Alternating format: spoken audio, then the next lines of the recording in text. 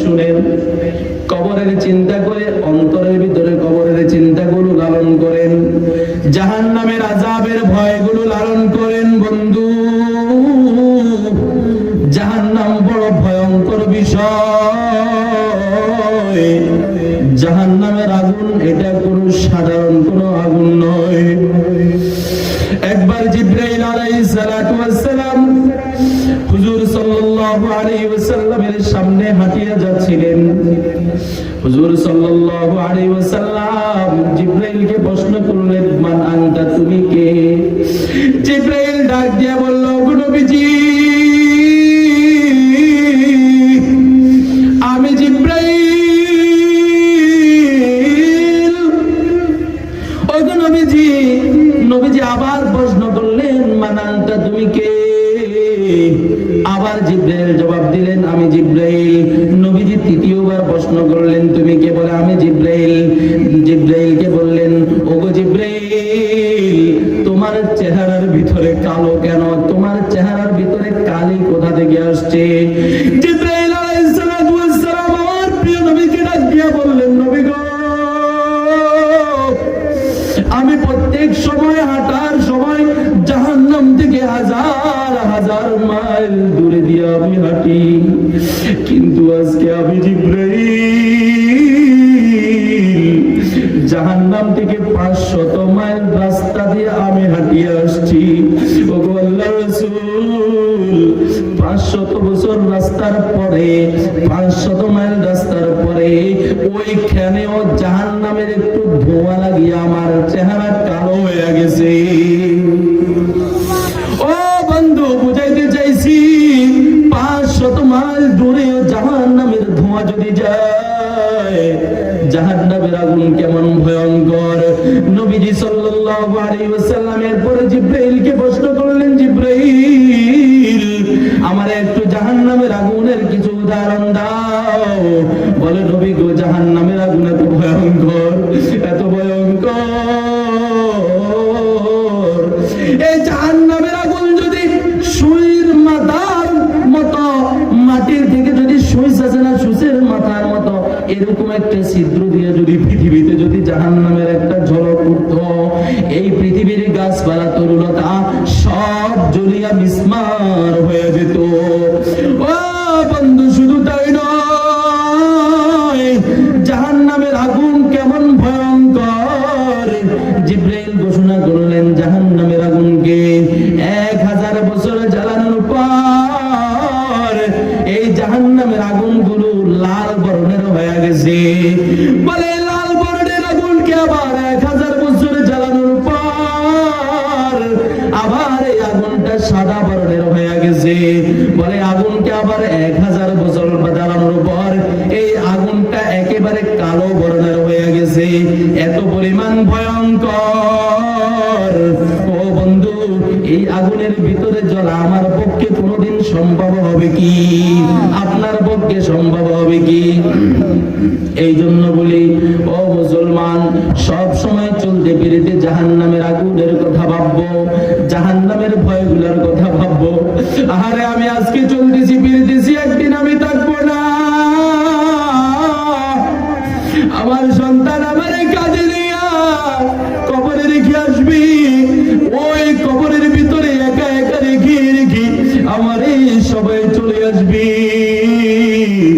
মনকে একটু চিন্তা করুন, মনকে একটু চিন্তা করুন। মন কার লাগিয়া কান্দ দিবা রাতি, মন কার লাগিয়া কান্দ দিবা রাতি, ভেবে দেখো কেউ হবে না, ভেবে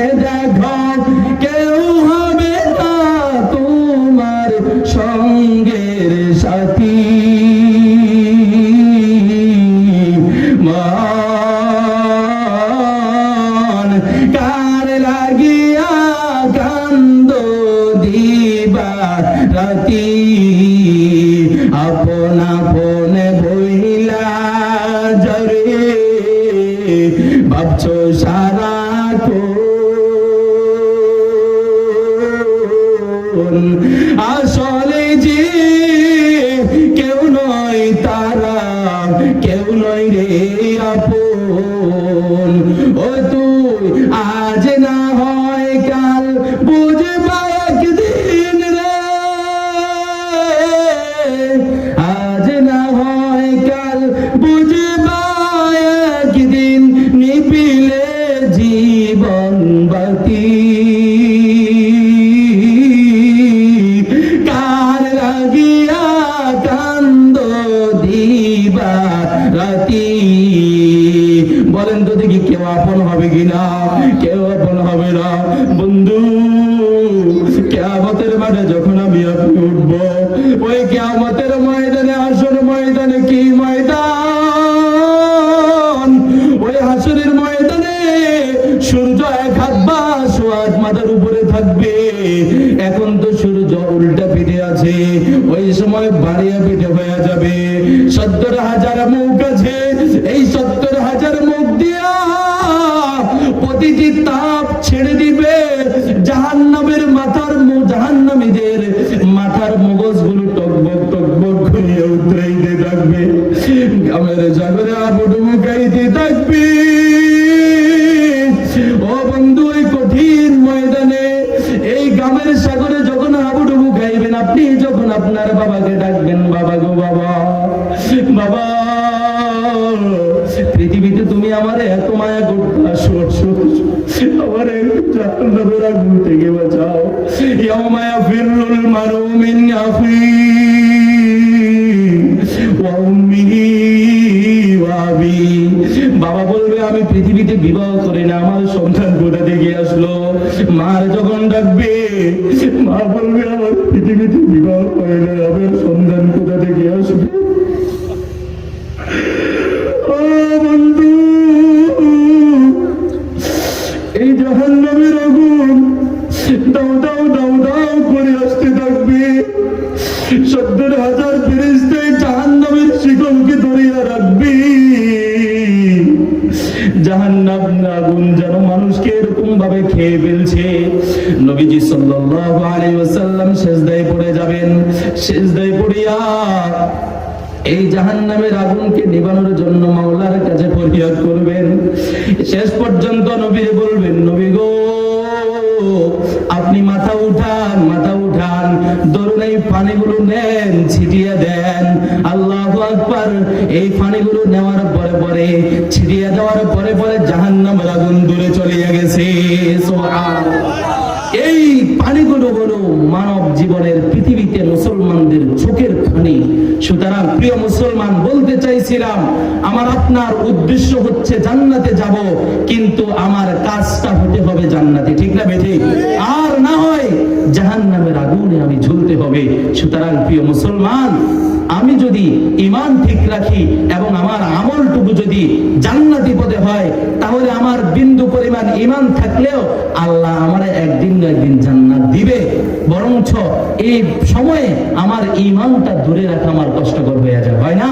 সুতরাং প্রিয় মুসলমান, সব সময় যেখানেই যাব, যে পথেই যাব, যেদিকেই চলবো, যেন কোনোদিন কোন নাস্তিক আমার ঈমান হরণ করতে না পারে। সবাই সচেতন থাকবেন তো ইনশাআল্লাহ। এরপরে সব সময় জান্নাতি পথে চলার চেষ্টা করবেন, সিরাতুল মুস্তাকিমের পথে। এই পথে যখন চলবেন, আপনাদের শয়তান ডানে থেকে ধোঁকা দিবে, বামে থেকে ধোঁকা দিবে, সামনে থেকে ধোঁকা দিবে, পিছন থেকে ধোঁকা দিবে, কিন্তু এই ধোঁকাগুলোকে আমরা পরিহার করতে হবে।